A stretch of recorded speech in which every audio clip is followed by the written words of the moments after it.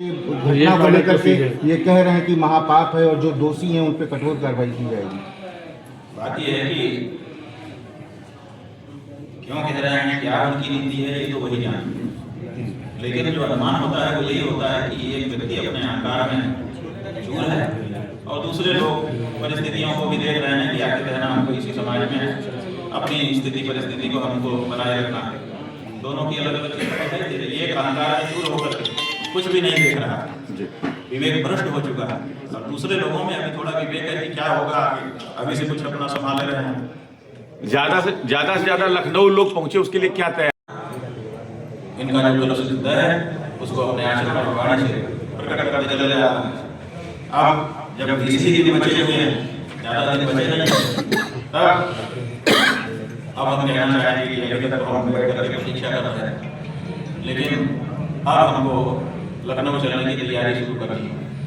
इसलिए अगले जो 10 दिन हैं, इन 10 दिनों में हम हर उस संत से, हर उस महंत से, हर उस विद्वान से, हर उस सामान्य जीवन जीने वाले गौभक्त सनातन धर्मी से, हिंदू से कहना चाहते हैं कि अब तैयारी शुरू कर दो।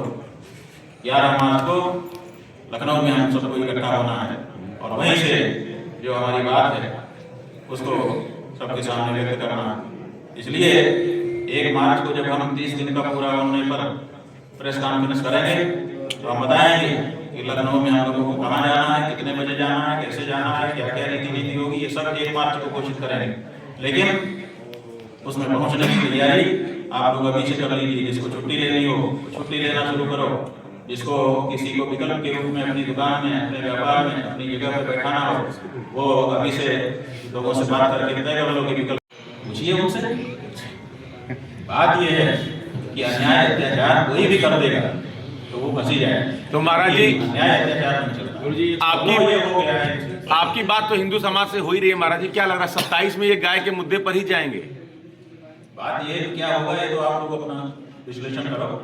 जो हमारी बात है वो ये है कि आम जनता जो इनको समझती थी कि बहुत बड़े हिंदू हैं, उसको बहुत बड़ा धक्का लगा है कि अरे जिसको हम ये समझ रहे थे वो तो ये निकले।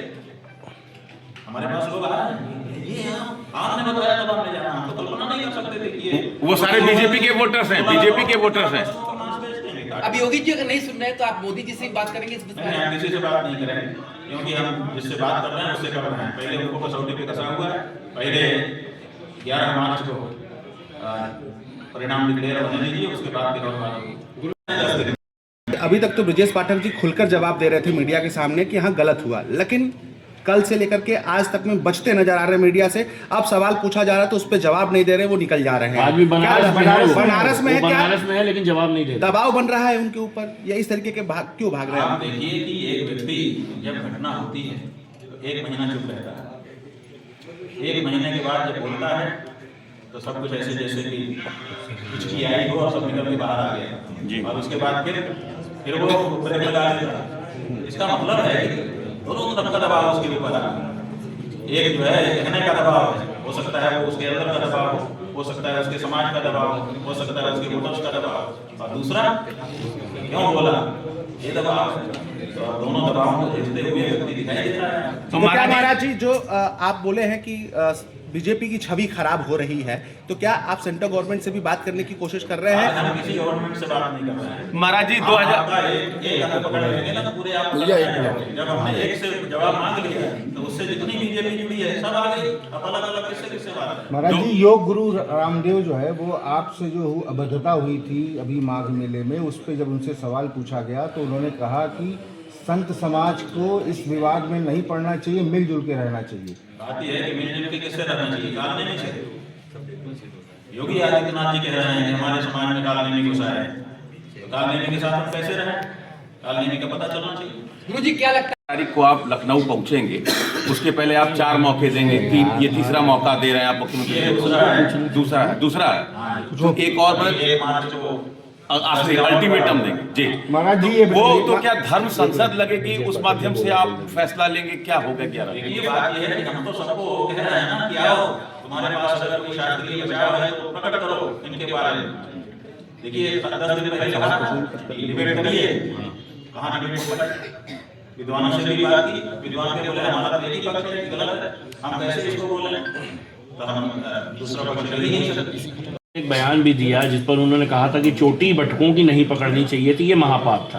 आज उन्होंने अपने घर पर 101 बटुकों को बुलाकर उनकी पूजा की है, बाकायदा उनको मंत्रोच्चार के साथ उनको जो अंग वस्त्रम और तिलक लगाकर उनका सम्मान किया है, उनका पैर छूकर उनका आशीर्वाद भी लिया उनसे।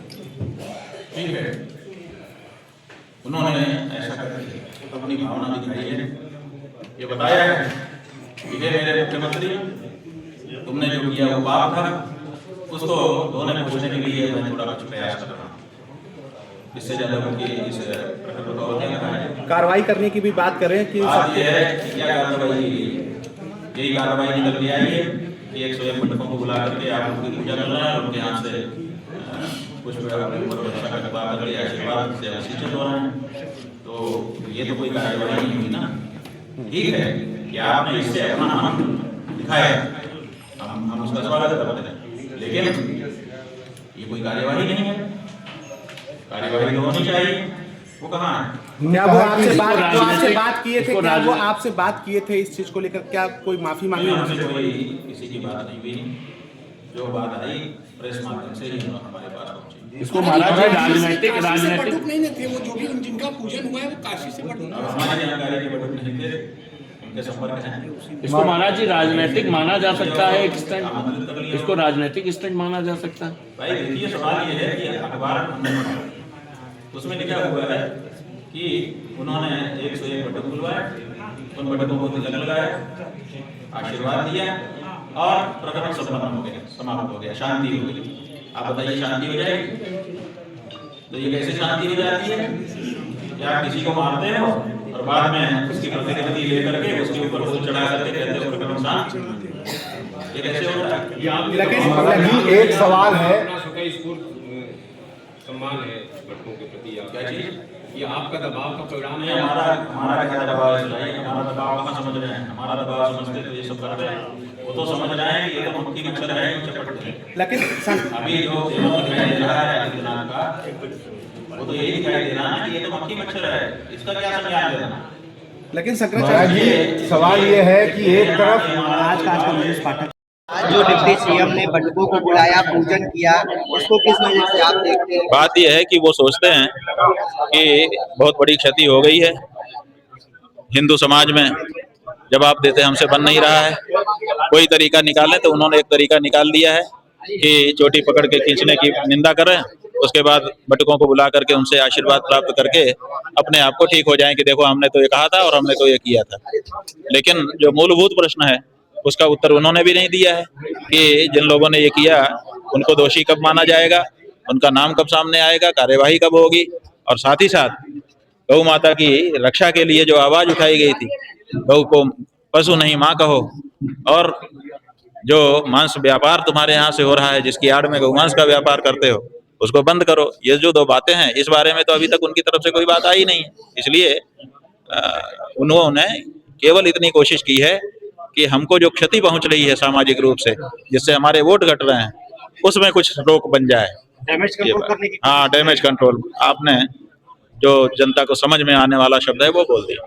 तो आपको क्या लग रहा है कि राजनीति के तहत किया जा रहा है या और काहे के तहत किया जा रहा है? उनके हृदय में अगर आप बताइए, अगर राजनीति के तहत न किया गया होता तो जिस बटुक को लाठी मारी गई, जिस बटुक की चोटी खींची गई, उसके पास आते कि दूसरे बटुकों को बुला के वहीं फूल चंदन लगा देते। राजनीति तो है, जो वास्तविक पीड़ित है उसका तो उनको खोज खबर ही नहीं है, तो उन्होंने अपने बुला लिए अपने पसंद के बटुक और कर दिया, तिलक हो गया। ये राजनीति नहीं तो क्या है? 11 मार्च को क्या आह्वान कर रहे हैं? अरे भाई, 11 मार्च को हम लोग लखनऊ जाएंगे और वहीं पर आदित्यनाथ जी नकली हिंदू हैं कि असली हिंदू हैं, इस बारे में जो जांच करने पर निष्कर्ष निकल के आएगा उसको उद्घोषित करें। अभी 20 दिन बीत गए, क्या लग रहा है? 20 दिन बीत गए, क्या लग रहा है आपको? 20 दिन में जो लक्षण है वो ये है कि ये बिल्कुल अपने आप को हिंदू साबित करने में इंटरेस्टेड नहीं दिखाई देते हैं। ये कहते हैं कि मैं जैसा हूँ उसी में हमको हिंदू मान लो। 11 मार्च से पहले जो क्या करने वाले हैं आप? संसद लगाने वाले हैं? बात यह है कि हमने ये सोचा था कि यहाँ पे शास्त्रार्थ कराएंगे, लेकिन विद्वान लोग कहते हैं कि इसमें शास्त्रार्थ क्या है? ये तो बिल्कुल सही है, जो व्यक्ति विरक्त हो गया, गेरुआ कपड़ा पहन के घर छोड़ के आ गया, वो काहे को वेतन भोगी होगा, काहे को संविधान की शपथ, धर्म की शपथ के छोड़ करके लेगा, और साथ ही साथ जो व्यक्ति गेरुआ पहन के सन्यासी जोगी यति बन गया वो काहे को मांस का व्यापार करेगा। इसलिए इसमें कोई विपक्ष है ही नहीं है, एकदम बिल्कुल आपका पक्ष एकदम सीधा पक्ष है। तो इसलिए डिबेट ही नहीं हो पा रही। इन संतों को आप कौन शामिल होगा? जो असली होगा वो शामिल होगा, जो नकली होगा वो चुप रह जाएगा। जी आज बीजेपी की यहाँ बैठक हुई है। हम सब हर असली संत को, हर असली हिंदू को हम आमंत्रित कर रहे हैं कि आओ गौ माता की रक्षा के लिए खड़े हो। आज यहाँ पर बीजेपी की बैठक हो रही थी, तमाम बीजेपी की यहाँ बैठक हो रही है जिसमें डिप्टी सीएम भी शामिल है। कई वहाँ पदाधिकारी बाहर निकल के बोले कि जो चोटी खींची गई वो गलत हुआ है, और डिप्टी सीएम ने कोई बयान नहीं दिया इस पूरे मामले में, सीधे निकल गए। तो क्या भाई देखिए, बात यह है कि पहले नहीं बोल रहे थे, फिर समाज का दबाव आ गया, बोल दिए। अब बोलने के बाद फिर डांट पड़ी होगी तो बेचारे फिर चुप हो गए। क्या करें, सब अपने पद के लिए सबको समझौता करना ही पड़ता है। ऐसा ही समझौता करते हुए दिखाई दे रहा है।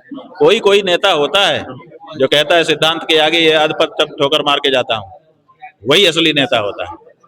आखिरी सवाल हम लोगों का है कि क्या लग रहा है कि जिस तरह से 2 डिप्टी सीएम आपके पक्ष में बयान देते हैं, योगी आदित्यनाथ के को लेकर के आप भी बयान देते हैं, तो ये बीजेपी में कुछ चल रहा है क्या? ये आप लोगों का विषय है, हमारा विषय नहीं। ये आप लोग विश्लेषण करिए।